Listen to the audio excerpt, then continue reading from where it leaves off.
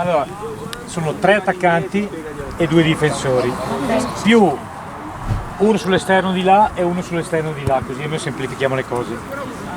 Quando io fischio e dico a destra, i 3 attaccanti partono con la palla contro i 2 difensori. Nel frattempo parte il vostro compagno che diventa difensore, diventa un 3 contro 3. Se non fate gol, i portieri danno la palla al difensore che deve portare la palla con i 3 cinesini. Capito? Avete capito?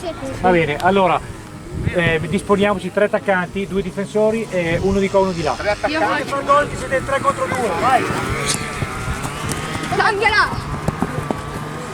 Vai adesso, bravo! Il difensore deve portare la palla su! Allarga, allarga di là!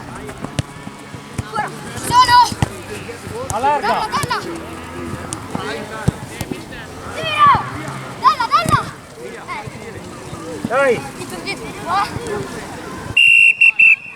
Basta! Vai! Vai! Vai!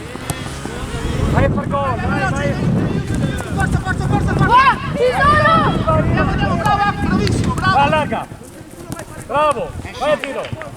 Vai gol! Ai difensori! Portate sulla palla, dai! Vai!